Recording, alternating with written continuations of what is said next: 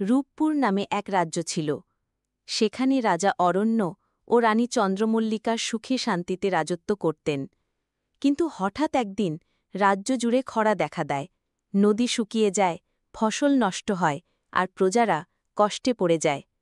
রাজা-রানী খুব চিন্তায় পড়ে যান।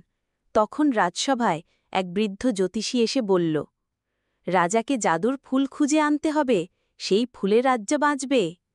জাদুর ফুল ছিল এক পরীর পাহারায়, দূরের গহীন জাদুর বনে। রাজা সিদ্ধান্ত নিলেন তিনিই যাবেন। রানীও সঙ্গে যেতে চাইলেন। তারা অনেক পথ পেরিয়ে এক গভীর অরণ্যে পৌঁছান। হঠাৎ এক ঝলক আলোতে পরী আবির্ভূত হয়। সে বলল, জাদুর ফুল পেতে হলে একটি প্রশ্নের উত্তর দিতে হবে। সবচেয়ে শক্তিশালী জিনিস কি? রাজা বললেন, তলোয়ার।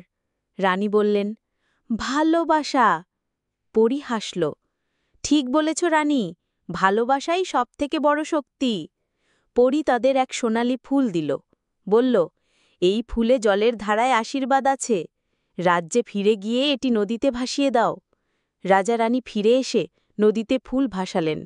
আশ্চর্য, বৃষ্টি শুরু হল, নদী ভরে উঠল, ফসল গজাল, রাজ্যে হাসি ফিরল। সব প্রজারা আনন্দে রাজা রানীকে অভিনন্দন জানাল।